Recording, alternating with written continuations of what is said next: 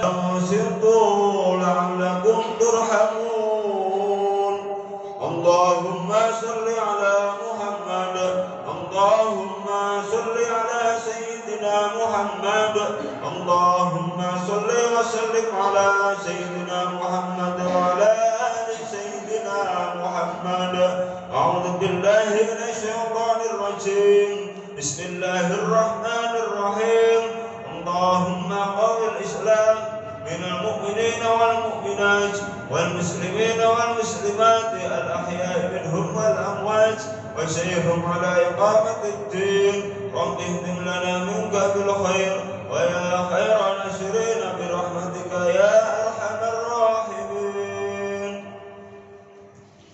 Assalamualaikum warahmatullahi wabarakatuh. Allahumma salli wa sallim ala Sayyidina Muhammad wa ala ali Sayyidina Muhammad.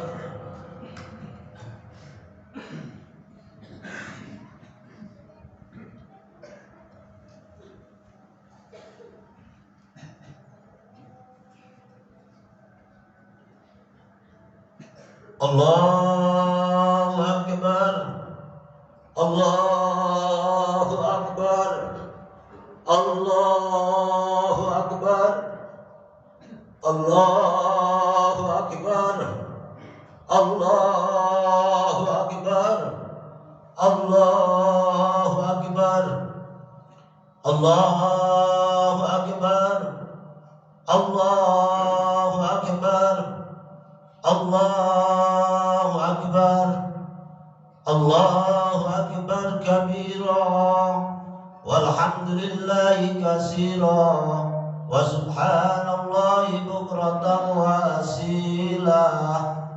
La ilaha illallah wa la na'budu illa iyyah mukhlisina lahuddin walau karihal kafirun walau karihal musyrikun walau karihal munafikun. La ilaha illallah wallahu akbar, Allahu akbar walillahil hamd. Alhamdulillah, alhamdulillah jalalil muslimin idul fitri ba'da siyam Ramadan wa idul adha ba'da yaumil arafah. Allahu akbar, Allahu akbar, Allahu akbar. Asyhadu an la ilaha illallah wahdahu la syarika lah, lahul mulku malikul atimul akbar. Wa asyhadu anna sayyidina Muhammadan abduhu wa rasuluhu syafi'u fil mahsyar. Nabiyya qad ghafarallahu lahu ma taqaddama min dhanbihi wa ma ta'akhkhar. Allahumma shalli ala sayyidina Muhammad wa ala alihi wa sahbihi alladhi adhaba anhumur rijsa wat tahar. Allahu akbar amma ba'd.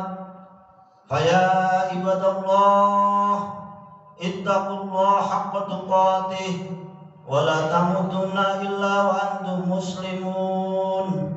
Washkuru nikmatallahi allati wasalana lil imani wa wasalana ilal idil fitril mubarak. Hadirin jamaah salat Id yang dimuliakan Allah Subhanahu wa taala. Maha suci Allah yang mempertemukan kita dengan bulan Ramadan dari hari pertama hingga penghujungnya. Bulan yang penuh berkah, rahmat dan ampunan. Bulan di mana telah mendidik kita menjadi hamba yang taat beribadah. Salawat dan salam semoga tercurah kepada Nabi kita Muhammad sallallahu alaihi wasallam beserta keluarga dan para sahabatnya. Dan tak lupa khotib berwasiat untuk diri pribadi dan kepada jamaah sholat Id semuanya. Marilah kita meningkatkan ketakwaan kita kepada Allah Subhanahu wa taala. Hadirin jamaah sholat Id yang dimuliakan Allah, hari ini di seluruh penjuru dunia telah berkumandang kalimat takbir, tahlil dan tahmid. Allahu Akbar, Allahu Akbar, Allahu Akbar, walillahil hamd. Ketika takbir, tahlil dan tahmid telah berkumandang, ini adalah salah satu tanda bahwa kita telah memasuki perayaan Hari Raya Idul Fitri. Jamaah sholat Id yang dirahmati Allah, pada kesempatan yang bahagia ini, khotib secara singkat akan menyampaikan tepat pada 1 Syawal Rasulullah SAW menyampaikan khutbah Idul Fitri. Maka terdengarlah Rasulullah mengucapkan kalimat amin sebanyak 3 kali. Setelah itu kemudian sahabat bertanya, "Ya Rasulullah, saya mendengarkanmu mengucapkan amin sebanyak 3 kali. Ada apa gerangan ya Rasulullah?" Rasulullah SAW menjawab, "Wahai sahabatku, sebelum saya menyampaikan khutbah tadi, datang malaikat Jibril alaihissalam meminta kepadaku untuk mengaminkan doanya, dan aku pun mengaminkannya." Bayangkan Bapak Ibu sekalian, ketika malaikat Jibril alaihissalam yang berdoa, kemudian Rasulullah SAW yang mengaminkan, sudah pasti doa itu menjadi doa terdahsyat yang Allah pasti mengabulkan doanya. Doa pertama yang dipanjatkan oleh malaikat Jibril alaihissalam adalah, "Ya Allah, jangan Engkau terima amal ibadah Ramadannya bagi mereka yang dengan sengaja durhaka tidak berbakti terhadap kedua orang tuanya." Allahu Akbar, Allahu Akbar, Allahu Akbar, walillahil hamd. Hadirin jamaah sholat Id yang dirahmati Allah, 30 hari lamanya kurang lebih kita melakukan ibadah Ramadan ini. Di siang harinya kita berpuasa, di malam harinya kita melakukan sholat taraweh.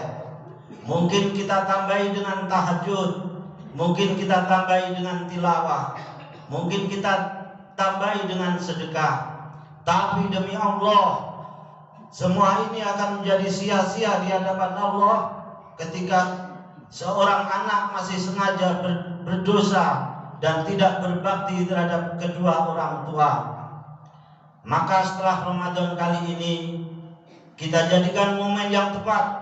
Setelah kita sholat Id ini, maka kembalilah ke rumah kita masing-masing. Orang pertama yang akan kita mintai permohonan maaf adalah kedua orang tua kita. Datang kepada kedua orang tua kita, peluk dia, jabat tangannya, cium dia ketika kita bertemu dengan beliau. Bagi yang terpisah jarak, telepon, beri kabar yang baik-baik. Bagi orang tuanya yang sudah meninggal dunia, ziarahi kuburnya. Jangan hanya didoakan dari rumah, sesekali datangi dan doakan di atas kuburnya. Mari mulai hari ini jangan ada dendam di antara anak dan orang tua. Kadang terjadi hadirin sekalian, "Ustaz, saya tidak mau meminta maaf sama orang tua." Kenapa? Karena dari kecil saya dipelihara sama nenek. Dari kecil saya yang memberikan baju saya nenek, yang memberikan HP saya nenek, yang membesarkan saya adalah nenek. Tidak seberapa itu hadirin sekalian. Ini belum seberapa dibandingkan seorang Nabi Ibrahim alaihissalam bertengkar dengan orang tuanya, bertengkar dengan ayahnya Azar. Azar adalah pembuat patung, Azar adalah penyembah berhala. Tapi kemudian Nabi Ibrahim bertengkar dengan ayahnya karena tidak sesuai dengan ajaran yang dibawa oleh Nabi Ibrahim alaihissalam.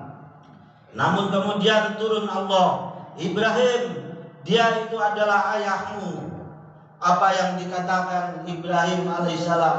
Betul ya Allah, dia adalah orang tua saya, dia adalah ayah saya, tapi dia musyrik ya Allah, dia menduakanmu ya Allah. Tapi Allah kemudian sampaikan, Ibrahim, bagaimanapun perbuatannya, bagaimanapun tingkah lakunya, tidak peduli dengan kamu, tapi dia adalah ayah kandungmu, ayah yang telah membesarkanmu, ayah yang telah memeliharamu. Wajib bagimu menghormati dan menyayanginya. Allahu Akbar, Allahu Akbar, walillahil hamd. Hadirin rahimakumullah, ridha Allah tergantung kepada ridhonya kedua orang tua, dan murkanya tergantung kepada murkanya kedua orang tua. Meskipun hitam jidat bapak ibu disebabkan gara-gara ibadah, lutut bengkak gara-gara ibadah, tangan licin gara-gara ibadah, tapi demi Allah, kalau kita sengaja durhaka kepada kedua orang tua, Allah tidak akan menilai itu sebagai pahala yang akan menyelamatkan kita nanti di akhirat. Berbicara masalah ibadah, tidak seberapa ibadah kita dibandingkan dengan seorang sahabat yang bernama Alqamah. Alqamah adalah sahabat Rasulullah. Alqamah adalah orang yang bagus dan taat beribadah. Tetapi ketika dia dalam keadaan sakaratul maut, dia tidak bisa mengucapkan la ilaha illallah. Bilal melapor kepada Rasulullah, ya Rasulullah, Alqamah sekarang lagi dalam keadaan sakaratul maut. Rasulullah sampaikan, ada apa Bilal? Wahai Rasulullah, Alqamah orang yang dekat dengan kita, Alqamah sahabat kita, Alqamah rajin ibadahnya ya Rasulullah, tapi saat ini dia dalam keadaan sakaratul maut, tidak mampu mengucapkan la ilaha illallah. Maka apa yang terjadi Bapak Ibu? Rasulullah sampaikan kepada Bilal, Bilal, kau panggil orang tuanya Alqamah menghadap di hadapanku. Maka menghadaplah seorang ibu, karena ayahnya sudah lama meninggal dunia. Seorang ibu menghadap Rasulullah. Rasulullah katakan, wahai ibunya Alqamah, saat ini anakmu dalam keadaan sakaratul maut. Tapi apa dosanya terhadap kamu sehingga dia tidak bisa mengucapkan la ilaha illallah? Apa dosanya anakmu terhadapmu? Ibu Alqamah, seorang ibu rela dan berani berbohong di hadapan Rasulullah demi kebaikan anaknya Alqamah. Inilah orang tua kita, ibu bapak. Inilah ibu kita. Inilah bapak kita yang rela melakukan segala perjuangan dan pengorbanan demi kebaikan dan kesuksesan anaknya. Tapi yang kadang terjadi saat ini Bapak Ibu sekalian, kadang air susu dibalas dengan air tuba.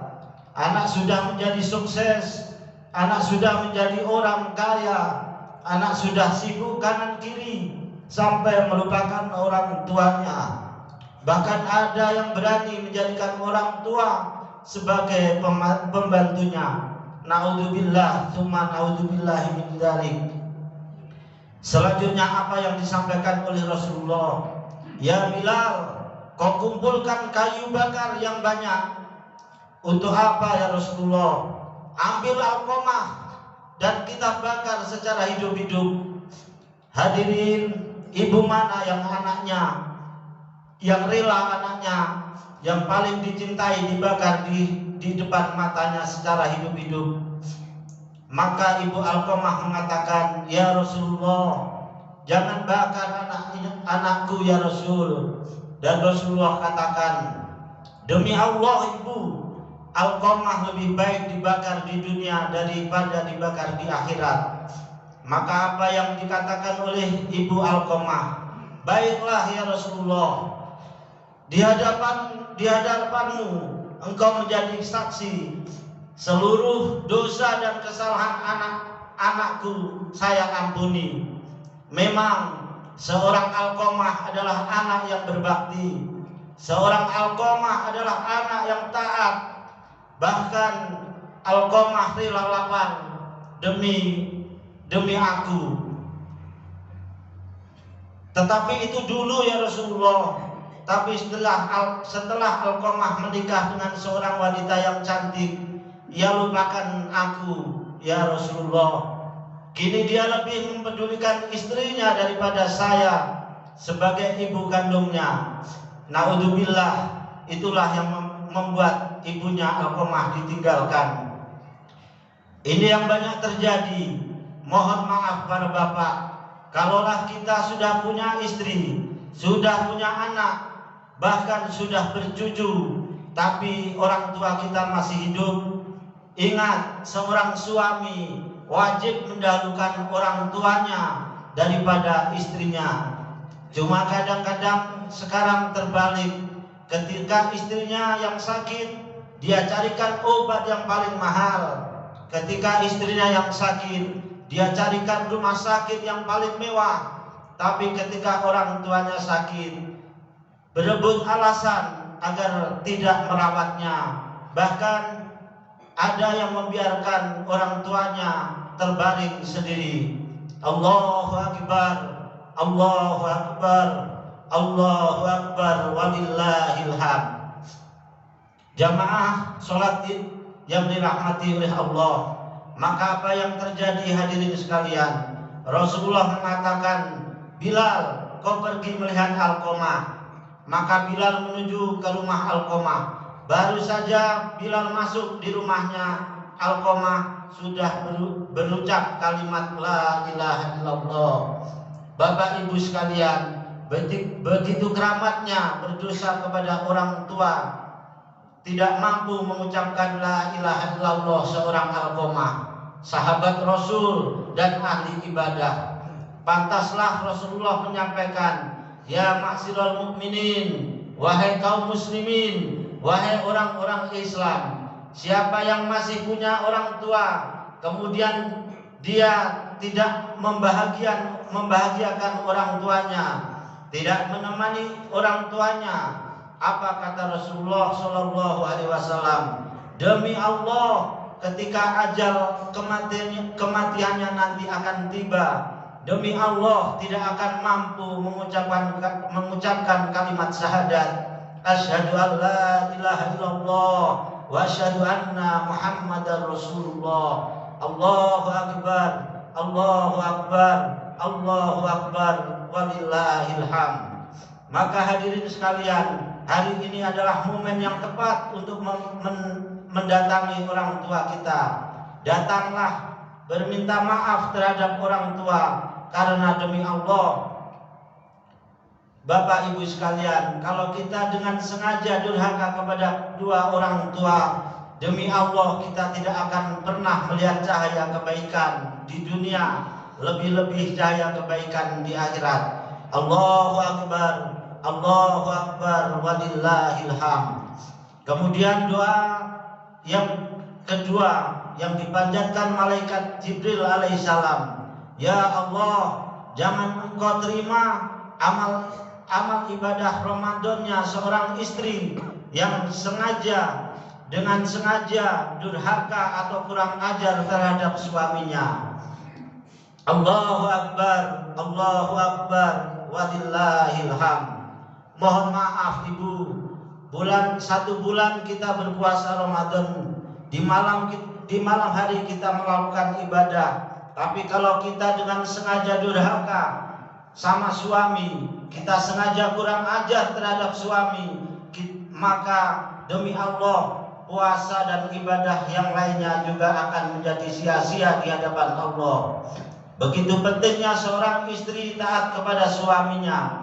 Maka agama menyampaikan, andaikan tidak ada Allah, andaikan tidak ada Tuhan yang patut untuk kita sembah, maka kami perintahkan seluruh istri menyembah kepada suami dan seluruh anak menyembah terhadap kedua orang tuanya. Tapi ada Allah yang kita sembah sampai pada hari ini. Allahu Akbar, Allahu Akbar, Allahu Akbar, walillahil hamd. Satu kisah, ada seorang sahabat Rasulullah ikut berperang bersama dengan Rasulullah Shallallahu Alaihi Wasallam. Kemudian sahabat ini, laki-laki ini berpesan kepada istrinya, wahai istriku, saya akan bersama Rasulullah Shallallahu Alaihi Wasallam ikut berperang. Sebelum saya kembali ke rumah, jangan engkau tinggalkan ini rumah. Setelah kepergian suaminya, maka datanglah kabar bahwa ibunya dalam keadaan sakit. Dia tidak bisa melihat ibunya karena ada pesan suami tidak boleh meninggalkan rumahnya sebelum dia kembali. Datang lagi kabar yang kedua, ibunya dalam keadaan sakaratul maut. Masih dia tidak melihatnya karena ada pesan suaminya. Datang lagi berita yang ketiga, bukan lagi berita sakitnya, bukan lagi berita sakaratul mautnya, akan tetapi yang datang adalah berita kematiannya. Maka dia pun tidak datang melihat orang tuanya. Sehingga suatu hari seorang wanita melapor kepada Rasulullah, ya Rasulullah, di kampung ini ada seorang wanita berdosa. Bayangkan ya Rasul, mulai sakitnya ibunya, mulai sakaratul maut ibunya, bahkan sampai meninggal ibunya, dia tidak datang melihatnya. Sementara dia ada di kampung ini ya Rasulullah. Kemudian Rasulullah Shallallahu Alaihi Wasallam bertanya, kenapa bisa begitu? Maka wanita ini menjawab, wahai Rasulullah, suaminya ikut berperang bersamamu, tapi semua suaminya berpesan jangan tinggalkan rumah sebelum dia kembali. Maka apa yang disampaikan oleh Rasulullah Shallallahu Alaihi Wasallam, Rasulullah mengatakan orang tuanya si perempuan itu diselamatkan oleh Allah, dimasukkan ke dalam surga, diampuni seluruh dosa-dosanya karena ada memiliki anak yang taat terhadap suaminya. Bapak Ibu sekalian, pantaslah ketika seorang wanita dimuliakan. Di dalam hadis Rasulullah Shallallahu Alaihi Wasallam yang artinya, jika perempuan telah mampu menjaga sholat 5 waktunya, dia jaga kehormatannya, dia taat kepada suaminya, silahkan engkau masuk ke dalam surga dari pintu mana saja yang engkau kehendaki. Tetapi laki-laki tidak. Hadirin sekalian, laki-laki adalah ar-rajulu qawamu 'alan nisa. Laki-laki itu adalah pemimpin terhadap perempuan, dan setiap apa yang dipimpinnya pasti akan dimintai pertanggungjawaban. Allahu Akbar, Allahu Akbar, walillahil hamd. Kemudian yang ketiga, doa malaikat Jibril alaihissalam adalah, ya Allah, jangan engkau terima amal ibadah Ramadannya bagi seorang yang memutus silaturahim dan tidak mau bermaaf-maafan terhadap sesamanya. Allahu Akbar, Allahu Akbar, walillahil hamd. Saya sampaikan kepada Bapak Ibu sekalian bahwa dosa kita hari ini sudah habis. Dosa kita kepada Allah hari ini sudah habis. Seperti yang disampaikan dalam sebuah hadis, man shoma ramadhana imanan wa ihtisaban ghufira lahu ma taqaddama min dzambi. Barang siapa yang berpuasa di bulan Ramadan dengan penuh keimanan dan mengharap ampunan dari Allah, maka Allah akan mengampuni dosa-dosa yang lalu. Allahu Akbar, Allahu Akbar, walillahil hamd. Tetapi itu dosa kepada Allah, sementara dosa kepada sesama manusia mesti harus saling maaf-memaafkan. Oleh karena itu hadirin sekalian, setelah sholat id ini janganlah kita langsung pulang, ikutlah bersalam-salaman dulu dengan niat meminta maaf kepada saudara-saudara kita, kepada teman-teman kita. Setelah lebaran ini, mari kita saling memaafkan, jaga silaturahmi di antara kita. Jangan ada permusuhan, lupakan masa lalu, dan mari kita menjaga silaturahim. Demikian khutbah sholat id yang bisa saya sampaikan. Kurang dan lebihnya mohon maaf. Semoga ibadah Ramadan kita ini diterima oleh Allah Subhanahu wa taala dan digolongkan orang-orang yang mendapatkan ampunannya, sehingga hari ini kita benar-benar mendapatkan predikat kepada kembali suci seperti bayi yang baru lahir. Amin amin ya rabbal alamin. Barakallahu li wa lakum fil Qur'anil azim wa nafa'ani wa iyyakum fihi minal ayati wa dzikril hakim. Taqabbalallahu minna wa minkum innahu huwal ghafurur rahim.